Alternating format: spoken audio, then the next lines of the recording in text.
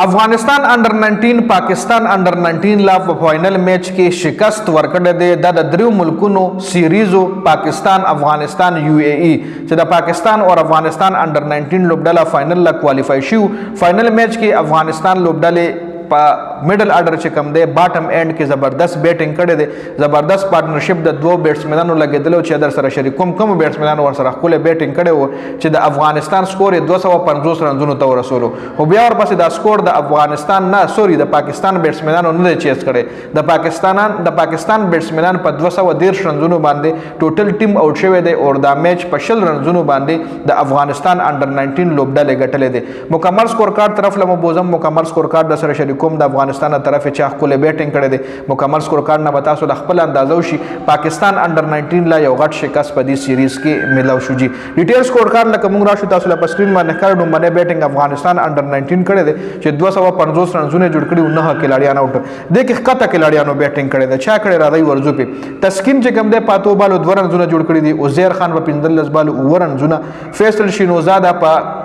50 بالونو یو سل وی رنونه خه بیټینګ ولا ویل شي نصیر خان معروف خیل په 3 بالونو یو لس رنونه جوړ کړي دي خاطر ستانګزای په 2 بالو 0 رنونه برکت ابراهیم زئی زبردست اننګز کړي دي پلس کم سل بالونو باندې یو کم اتیا رنونه جوړ کړي دي چې په انډر پریشر د گیم کړي دي د دای چې کم شپک کلاړیان تقریبا په سل رنونه د افغانستان اوټو او بیا د اومه وکټ دومره غټ پارټنرشپ لګیدو چې د او ورسره نظیف امیری ور سره پښپېتو بالونو شپک 50 رنونه وکړ ور سکور 250 ل افغانستان رسولو دغه کتا سو ګوري حمزه خان علي خیل پښپک رنونه اوټ شوی دی عبدالعزيز پلس رنونه نورستاني 12 رنونه جوړ کړی دی الله محمد غزنفر یو بال وخل دی او یو رن ځای په جوړ کړی دی د پاکستان ایکسترا د کوم دی 25 ایکسترا پاکستان کړی دی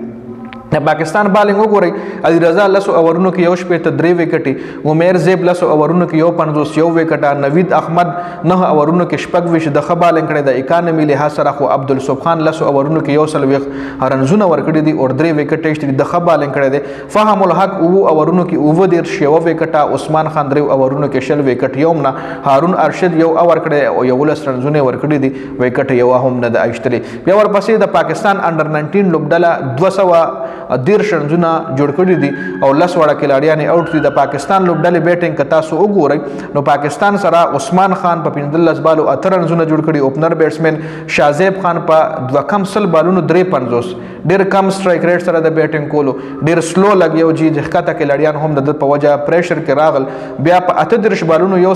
20 رنونه محمد ریاض الله جوړ کړي دي سعد بیگ د کپتان نه په 22 بالو 14 رنونه هارون ارشد پکې خپل بیټینګ کړي دي په یو کم شپته بیالو ورنونه د جوړ کړي د میچ د لګ جوړ کو خو بیا د اوټ شو فرحان یوسف په 10 بالونو یو کم 10 فهم الحق په او بالو شپږ نوید احمد په او بالو 15 عمر زی په 15 بالو شپږ عبد الصبح خان په 15 بالو شپږ اور علي رضا په 2 بالو یو رن جوړ کړي دی جی